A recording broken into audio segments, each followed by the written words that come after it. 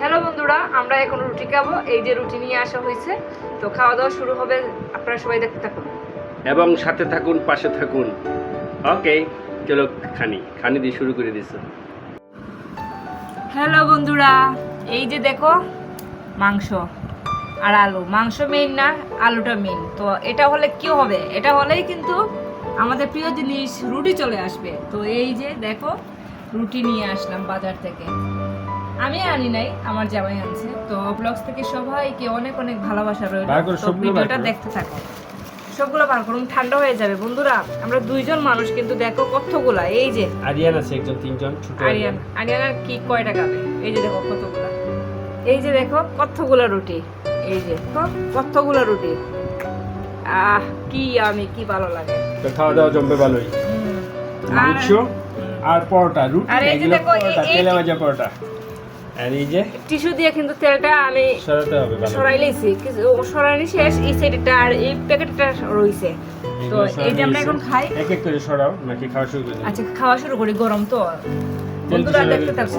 সরাইছি তেল। আমি খাই, তুমি খাও। ক্যামেরা করি, সাথে সাথে খাওয়া দাওয়া করি। জামাই আমার যে রুটি ভালো পায় তাতে কোয়ার মতো না। এই যে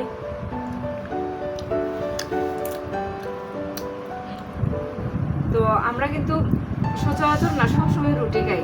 কেউ যদি বলে যে তুমি ভাত খাইবা না রুটি খাইবা, আমরা কিন্তু রুটি নেব, কারণ রুটি আমাদের অনেক পছন্দ। তাই সবসময় আমরা রুটি বেশি খাই। তো সবাই দেখতে থাকো পুরো ভিডিওটা বন্ধুরা। আর আমরা খেতে থাকি। খুব টেস্ট হয়েছে। আর আলু না হইলে জমেই না, আলু লাগবেই। মাংসর আলু মানে রুটি দিয়ে আলু। ইয়েস।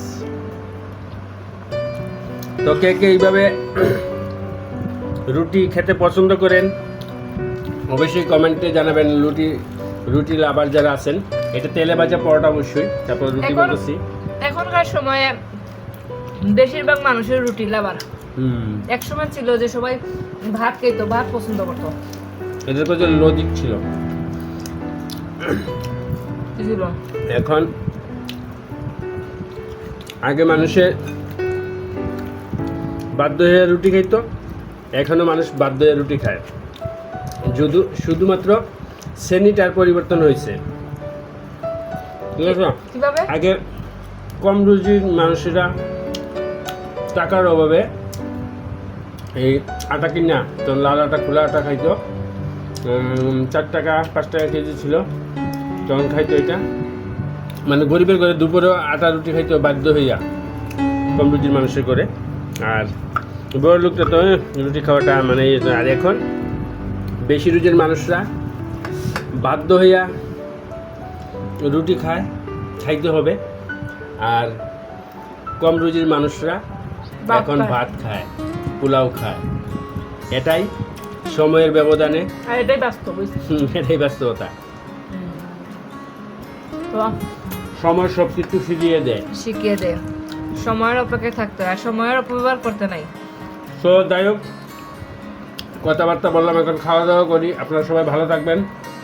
আর মানে খাইতে খাইতে কিন্তু ভিডিওটা শেষ হয়ে গেছে, আমাদের খাওয়াও কিন্তু শেষ পর্যায়ে হয়ে গেছে। তো সবাই ভালো থাকবেন। টাটা।